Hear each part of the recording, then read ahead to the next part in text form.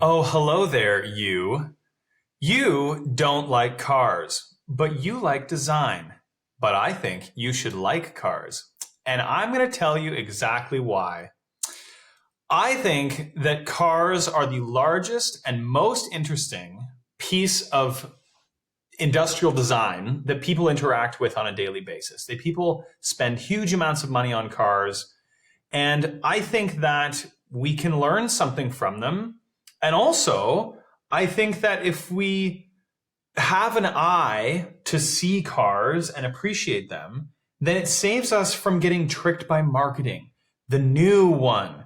And if you can look at an older Eames chair, for example, and you can find a place in your house for an Eames chair without saying, ew, it's old, then I think that you can like cars in a better way as well. And you don't do that because you've got some prejudice against cars because of some past experience, maybe with car guys or whatever. And I don't think that cars are just gearhead fetishes. So tonight is not just car nostalgia, it's design literacy. And we're going to discuss cars in the same category as other forms of industrial design that you're familiar with. And they say that beauty is in the eye of the beholder, or that everyone's entitled to their own opinion. But I don't think you actually are. I think that only works if you've trained your perception and you've cultivated good artistic taste, because without it, you're just reacting to marketing. And so the whole point tonight is to give you the eye, because once you learn to see, you will never be conned by like marketing noise, reels on TikTok, whatever again. And by the end of this, you should start expanding your perception, allowing you to have better tasting cars. So let's start with fashion as a jump off point. Maison Martin Margiela. He began as a authored vision. And we're going to come back to this concept of authorship or authoring quite a few times throughout this. And because it was one guy coming up with a cool idea, it was experimental, it was conceptual. There were pieces like these tabby boots, for example, that felt almost more like design statements than clothing. But over time, it has drifted away from like the cool labeling and his interesting ideas. And it has arrived now with Mall Margiela. And yes, Margiela got purchased by Diesel in 2009, but right from that point, it really started to drift away from the original ideas that Martin Margiela created this brand on. And that's what happens when authorship is removed from design and replaced with marketing. You get black distressed t-shirts with black text for $300. And that's why so many people today confuse hype and marketing with design. And oh, surprise, across the hallway in the mall, Balenciaga has the exact same black t-shirt with black text on it. Meanwhile, if you go back to the early days of Balenciaga, Cristobal Balenciaga, he was called the architect of fashion. His coats were structural. Look at this thing. It's sculptural. It's like carefully considered and designed, authored. But today, under Demna, the brand now leans into this kind of irony, provoking people, oversized hoodies, big cartoonish clown boots, whatever. Whether you like that and admire it or don't and think that it's silly, the point is clear. The authored language has changed dramatically, and it has started to look more the same as everyone else. And this is foreshadowing to a later point that we're going to discuss, because I think that people have lost the ability to see what is truly stylish. And the symbol or the logo has become more interesting to people and more important to people than the actual design of the object. You'll notice that this jacket does not have Balenciaga on it. And it's way more interesting from a design perspective than the hoodie, which is very boring, could have been made anywhere in China, in any factory, and cost $1,400, and it says Balenciaga. So you can decide for yourself which of these things is worth buying, but let's get into it and let's discuss. So the first thing we need to do is we need to train our eye, and we need to talk about car design a little bit. So just as fashion thinks about drape, Car design thinks about silhouette. And if the outline is correct, the rest of the car is just details. And so I've shown two examples here. The Jaguar E-Type 1974. Look at the front of this car. It's liquid. I've showed you this type of image specifically because it really shows the highlights, the silhouette of this car and how beautiful it is. Enzo Ferrari apparently said that this is the most beautiful car he'd ever seen. And you can Google to see what the rest of the car looks like. But this silhouette is really setting the car, and the rest of it is basically just details. Also, I want to show the 2024 Mazda MX-5. And I'm not showing this car because I think it's bad. In fact, I think it's actually really good. And it shows that we can still do this. And that the MX-5 proves this lesson of silhouette is important, and it works still now. Two other cars that we can look at here briefly. So as we're looking at cars, we can consider, just like in design, line and surface and volume. So here we've got the Lotus Esprit 1976. And when you look at this, how does it make you feel? Immediately, for me, I'm thinking about folded paper planes. I see the sharp volumes and the clarity of line. The silhouette, again, is very apparent. And everything else is kind of filling in some small details, but to me, this feels very Bauhaus. And I put specifically some different items here that I think we can compare them to, like in this case, the Braun T1000 radio designed by Dieter Rams in 1963. And I think that this car and this radio belong in the same kind of family. Strict geometry, where every line is functional and every every surface rather, is used, is important, is thought out, and is considered in the overall function of the object or the overall final design, we'll say.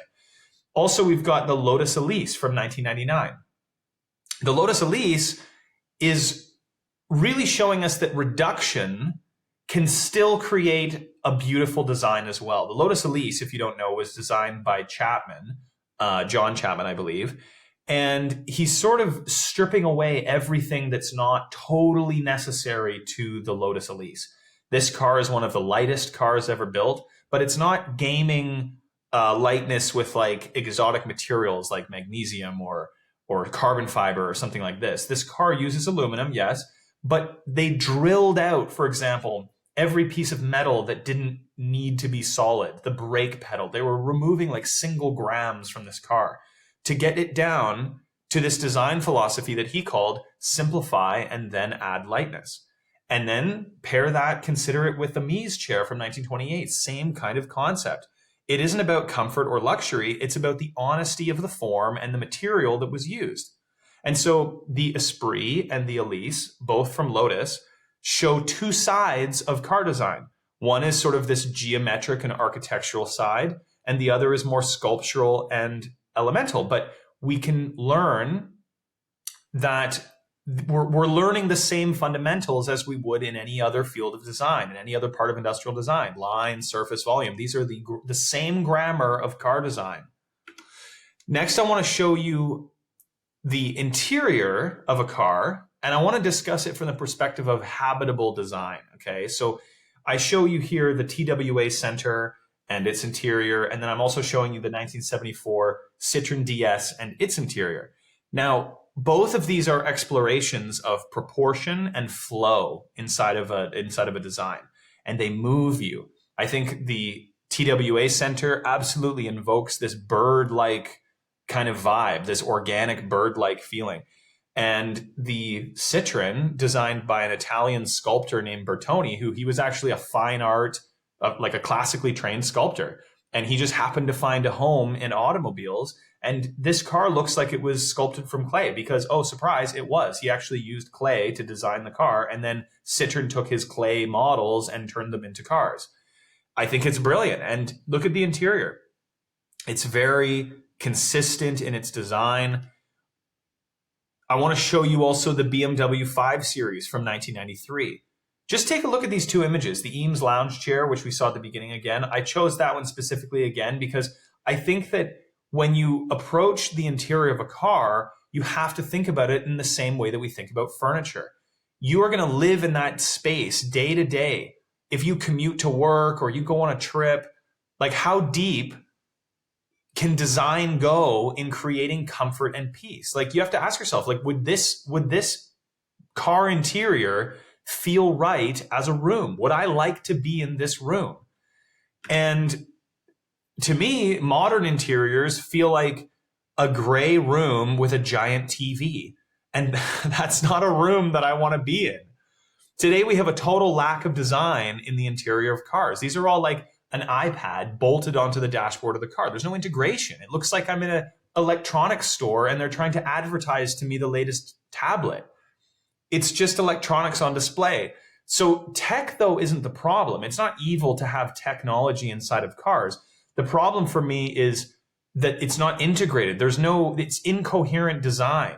So we end up with, again, looking back at the problem of Balenciaga and Margiela, it's about the symbol of being rich. Whoever has the biggest and most in-your-face screen must have the nicest car and therefore is the best human. I think it's ridiculous. We look at some of the past designs and we know that in the past we can do this. Compared to the Nissan 300 ZX from 1985. This interior, although it's a little bit stylized and my other interiors are very sterile and maybe I'm being a bit biased in my photo choice, but the technology, there are screens here and they're all very carefully integrated into the car. And this whole aesthetic of futurism, which we'll get into shortly, it shows us that the mass market, the average car, like this Nissan Bluebird, it doesn't have to be thoughtless. It doesn't have to be plain and boring. It can be interesting because we're going to spend time in this space. Let's make it interesting. And on the high end, luxury cars even used to be about wood and not just a million screens or a million electronic gimmicks. It's about material honesty and coherence, wood and leather and light and space, like an office, like real furniture. And the difference between a plastic panel and real wood is like night and day. You can immediately tell the difference. And so cars like this Jaguar XK8 from 1996, they remind us that true luxury is this crafted thing. It's not flashy. Now, it's not impossible for modern car companies to make good interiors. This is the 2025 Porsche Taycan. And I would say that there is technology here. It's a bit more integrated, although I'm not a huge fan of like tons and tons and tons of screens. They at least have done a bit of work to make sure that the screens are secondary to the design and that they're integrated and that they don't take over. And another example to show that you don't have to spend, hundreds of thousands of dollars on a Porsche Taycan, and it is possible at the mid-market level to do good car interior design.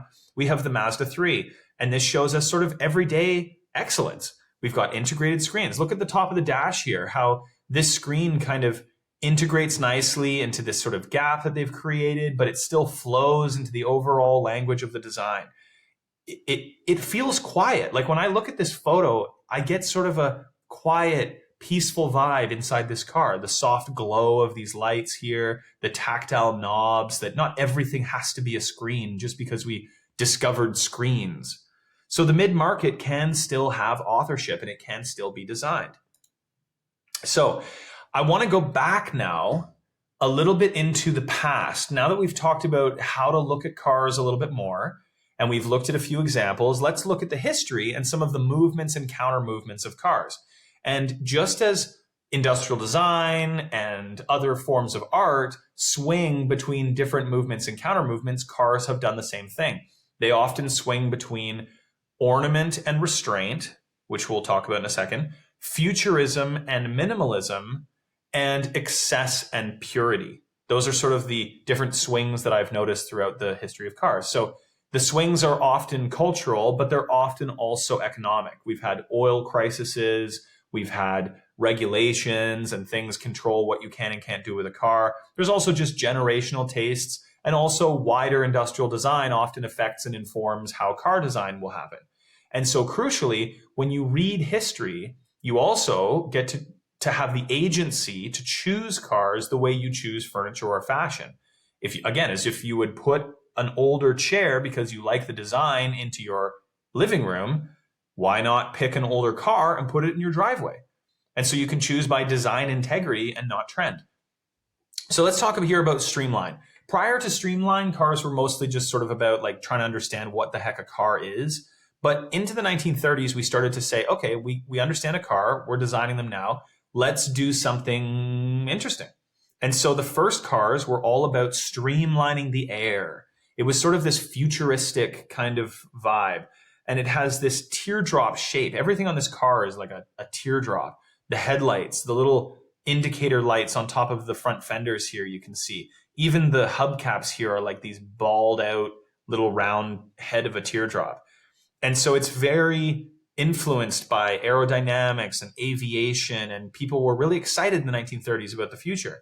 And so just like architecture has Art Deco, Streamline is sort of this sleek, technological tomorrow. And I think this car looks futuristic even now. And it has a lot of flourishes, like this fin on the back here, right? I don't know how functional that is, but cool, okay.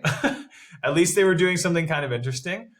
But then we had World War II. And so after World War II, we came out with the Citroën 2CV and the Morris Minor in England.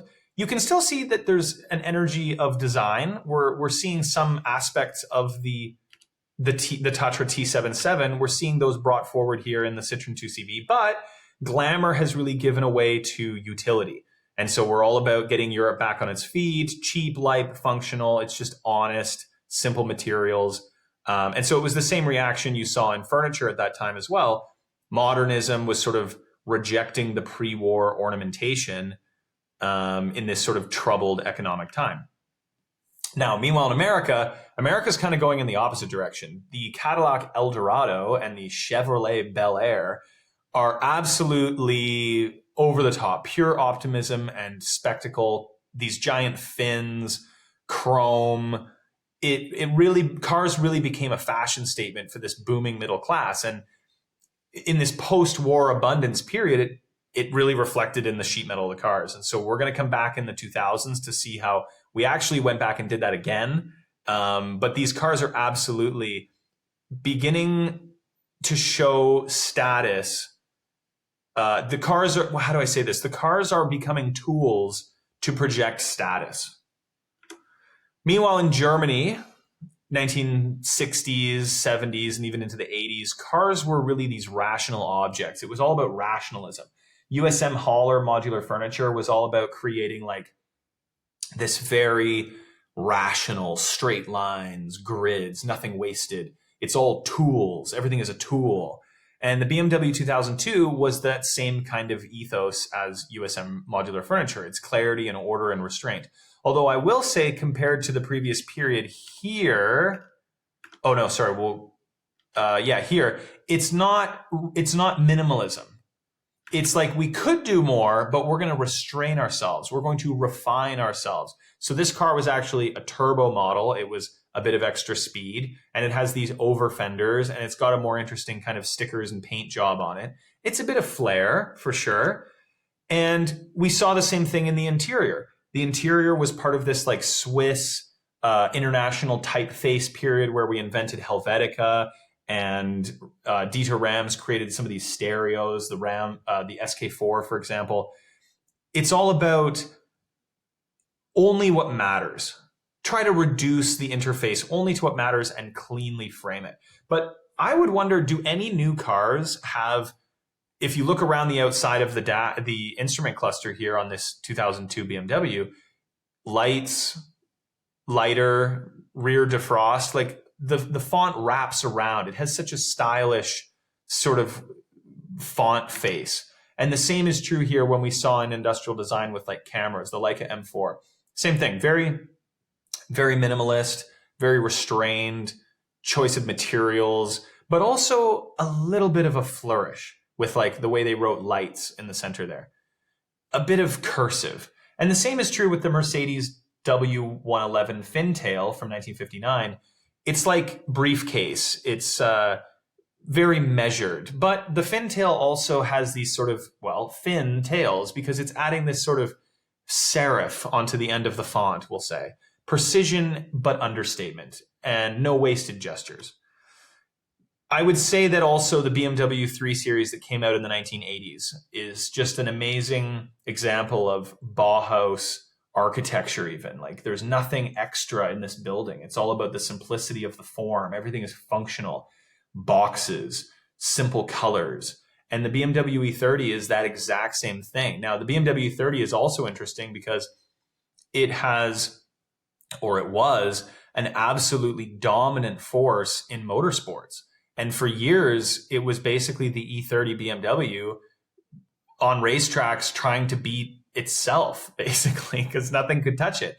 And so I think that the design is interesting and beautiful in its simplicity. It's sort of like a briefcase a little bit, very Bauhaus, but it's also functional. It's also a very fast car, and it's really what made BMW popular. This is the foundation of BMW right here, one of the very first 3 Series. But after that modern restraint, it started to get boring. It gave us clarity and discipline, yes, but by the mid-1970s, that rationalism started to feel very boring and sterile. And of course, in come the Italians to introduce us to origami. The Wedge Futurism really arrived as this counter-reaction, counter-movement. It was a break from moderation. It was like this aggressive push into futurism. We want origami and spaceships. And so by the 1970s, this Wedge had become the language of the future. And so Gandini, for example, one of the best Italian designers, he was designing the Lancia Stratos, also the Lamborghini Countach, many other Lamborghinis. Absolutely Wedge design, but also he was designing for the mid-market. We had the Citroën DS in 1982. This car is something that a random French person could go buy and take home. It's the same DNA, but for the family. I think that's great. Then the Japanese started to take that Wedge futurism and they refined it. They took it in their own direction a little bit. Cars and stereos were these folded paper sculptures, crisp edges, futuristic surfaces, all like smoked glass. And the Wedge wasn't just for exotics. Japan really showed it. It filtered down into like everyday technology, like the Sony Walkman. You might recognize this from Guardians of the Galaxy in the opening scene. And the Honda Accord. These are just everyday kind of objects, but it carries the same language in the sheet metal. Smoked glass and sharp edges and a folded paper futurism that you could bring home and park in your driveway. Now, by the 1990s, Japan really was starting to refine and take this sort of purity of form to another level. The Mazda RX-7, for example, one of my all-time favorite and most beautiful cars, I think, is absolutely a beautiful sculpture. It has tight curves. There's no gimmicks. The headlights are hidden behind these sort of pop-up headlights that were very popular. But at the same time, we had Apple Newton Message Pad in 1991. And it really mirrored that design ethos in your hand. It was about smooth casing and organic flow and just technology distilled down to the basics, to the essence. And both sort of embodied this belief that the future was going to be all about elegance through restraint. Now, in comes like a battleship, the Mercedes-Benz S-Class W140 in 1991. Europe clearly was going in a totally different direction. This car was enormous, over-engineered. It was all about this size was luxury. And the BMW X5 a few years later really started to reframe the SUV as like a lifestyle prop. It was height and it was mass as status. And these weren't just cars. This was the first time where vehicles started to become marketing weapons. And these two cars especially, and also the G-Wagon, the GLK from Mercedes, were really aimed at buyers in Eastern Europe and Asia who wanted to make their wealth visible. Especially under Soviet systems, they had not been able to differentiate themselves or be individuals. And so they became absolutely obsessed with having everything in their life needed to be a billboard yelling, "I made it, look at me." Otherwise, you were invisible and you weren't almost like a real person. And so this old money subtlety in car design gave way to this new money spectacle, flexing with big showy materialism. That kind of became the point. And so it was advertising over engineering. It really got even bigger and more important for car design in the 2000s and the late 90s and the early 2000s, when we had the X6, which I don't even know. Is this a car? Is this a truck? What even is this? It's like a gigantic car, and it just screams, look at me. We compare that also with Louis Vuitton, excuse the spelling mistake there in Vuitton, with their Murakami bags. For the first time, we took Louis Vuitton, LV, and we just printed it all over the outside of these bags, these cherry blossom collaboration with Murakami. It wasn't about owning the Louis Vuitton bag because you liked it. It was about owning the Louis Vuitton bag so that other people would see that you owned a Louis Vuitton bag. And for really the first time, spectacle and the logos really goes front and center. Function and design started to become secondary. It was the attention and the marketing of what other people will think about you if you buy this object. Now, I want to sort of pause here for a minute, because I don't want you to think that I'm just saying new cars are bad and old cars are good, and all the old cars are beautiful and all the new cars are ugly. That's not what I'm saying, and it's not even true. There are mountains, giant mountains of rusting metal across the world, millions of forgotten cars that didn't do anything and didn't say anything interesting. And we remember the old stuff that was good because time filters out the bad. A lot of cars look the same. And so I'm not saying that new cars are bad. What I'm trying to do here is I'm trying to give you an eye, a lens to see what is good design. Because there is a bias that the past is better because we only remember the good cars that are still around today. Nobody remembers the Ford Taurus and this Mazda, whatever the heck this Mazda is. I don't even know. But rather than saying the past is the best, we should instead train our eye. We've got 100 years now to choose from, and we can learn and we can train our taste so that we actually can choose what we like and then spot new voices and new designs as they appear today. Because today is no different. We lack coherent movements in car design now. Newness in the past, I think, meant movement and progress. It was Streamline and then Wedge and then Futurism, et cetera, et cetera. And each movement pushed design forward. But now newness doesn't seem to mean better. It just seems to be like new technological gimmicks. Now what we're learning about is really how to appreciate what is truly well designed and what is actually beautiful, and not fall into a trap of marketing that the BMW is cool and this Chinese Geely is stupid and ugly. Or Geely, I don't even know. Totally forgettable design. But we end up spending all our money on something that will just be ugly in 5 years as the marketers shove the next thing in our face to buy so that we earn the ever difficult to get elusive respect of others. Now, I want to honor a couple car designers here real quickly. We've got Giorgetto Giugiaro, who was a Italian car designer. He's very responsible for that wedge shape, and he designed cars like the BMW M1 and the Lancia Delta in 1982.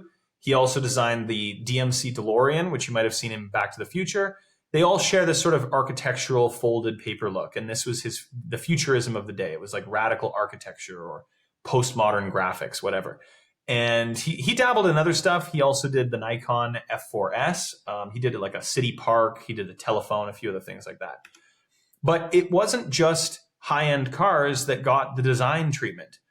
In Japan, we were seeing that everyday cars can also have cool designs. And so Shinji Tanaka at Mazda, he designed in the top left here, the Mazda Miata of 1991. I think this car is, first of all, adorable. It's so cute. But it's also sporty. It looks fun and exciting, and it's simple. He's really showing us this idea of like drape and proportion. It's like fabric over a frame. It's perfectly proportioned. And then Uehara designed the Honda S2000 in the bottom left and the Honda NSX in the bottom right. And these cars were not luxury statements. They were authored objects that carried clarity and cool design into the everyday, and that's why they endure, and that's why they're popular every day. I also included the Honda HPX concept above because I just think that that's a timeless concept. Even the concept cars, I think, were quite interesting and strange at that time. Now, I also want to mention Ferdinand Porsche as an example of authoring. Now, he did not design all of the Porsches of all time, but Porsche has continued to honor his designs through continuity. They've had 60 years now of small changes and small updates and refinements to the original silhouette that has been enduring. And so he came in Hitler's Germany and designed the Volkswagen Beetle in the 1930s. And then his son, Ferry Porsche, designed the Porsche 356 in the top right there. But the Porsche story is not one of like reinvention over and over again. It's just disciplined continuity. Every 911 carries the same curves. And so like an Eames chair or a Barcelona chair, the design evolves, yes, but it never fully abandons the core language. The continuity itself becomes a form of authorship. Now, the current movement is a strange one. I thought about it for quite a while. It seems to be a sort of market-driven feedback loop, and maybe we'll have a better name for it in the future. But this image here shows a whole bunch of different SUVs. In here, can you find the Porsche? Can you find the Volvo or the Honda or the Nissan? People today obsess over liking a Porsche Cayenne while dismissing a Honda as cheap or something. But you look at the forms, you look at the silhouette and the proportions, they're all the same. And yes, regulations and wind tunnels create pressure for car designers, but pressure used to create better designs. It allowed for more interesting creativity. Now it just seems to be squeezing everything into anonymous blobs. And we as consumers end up fighting over this sort of narcissism of tiny differences, flexing over like refrigerators, arguing over which little heat vent or hinge on our refrigerator is cooler than the other person's refrigerator. And so when you start to learn about cars from a design perspective, training your eye and training your taste frees you from that trap. You stop playing this in-group game and you start demanding, hopefully, real design again. Because when you go listen to people like Dudek from BMW, he says good design is not about pretty or ugly. It's about gauging what a customer actually desires or what they could desire in the future. No, it's not. No, it's not. That's not design. That is public relations and marketing and focus groups with leather seats. Instead of shaping the vision around some sort of higher ideal or a designer's ethos or spirit or something, culture and vision are just becoming this mirror of each other, and it's just a hall of mirrors. There's no voice anymore. It's just surveys. And this is sort of the Edward Bernays disease that started in the 1950s, is like, give people what they think they want, and then you end up with junk. It's just feedback loops that are safe and predictable for marketing and stock prices. And all the vehicles are completely anonymous and forgotten 3 years later. Because when vision follows the market, design just dissolves into trend. And unless we actually develop taste and have confidence in our taste, the future is just this. Everyone has the same white or black or silver pod called Human Car 001. And then every year they release 02 and then 03 and then 15 and 20. And you feel like shit because yours isn't the latest human pod. But the cars all look the same. So who cares what badge you flex? It's not design. That's marketing hijacking your insecurities. And to make the point, let me read you a little bit of poetry from one of the great American literary giants, Macklemore. He said, they be like, oh, that Gucci, that's hella tight. I'm like, yo, that's $50 for a t-shirt. Limited edition, let's do some simple addition. That's just some ignorant bitch shit. I call that getting swindled and pimped shit. I call that getting tricked by a business. That shirt's hella dough. And having the same one as 6 other people in this club is a hella don't. And that's exactly the trap. It's not taste, it's marketing. And when you buy into it and you can't tell what makes a good design, you just waste money. and you miss the chance to actually see design. I want you to stop treating cars like status props by training your eye.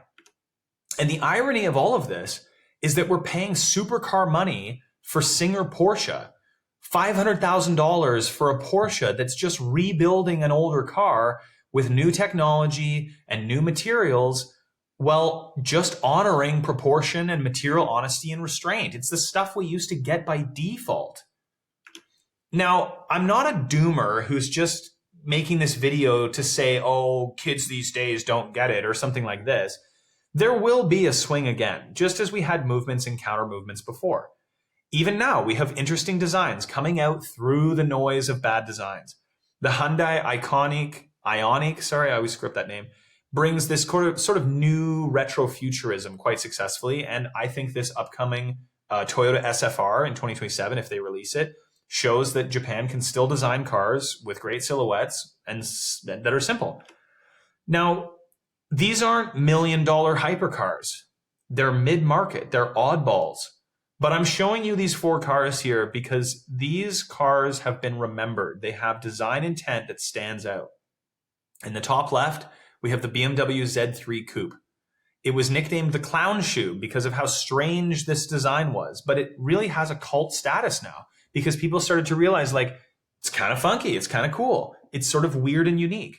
The Scion XB, this little van thing here, it was a very cheap box when it came out, but now we start to realize how clear this design was and how kind of simple and fun it is.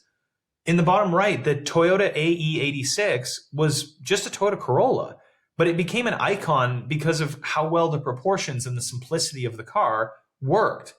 And we're still seeing new designs come out. People can still do it. You've got this Renault 5 EV that I think is wild, and it shows that big manufacturers can still make cool cars.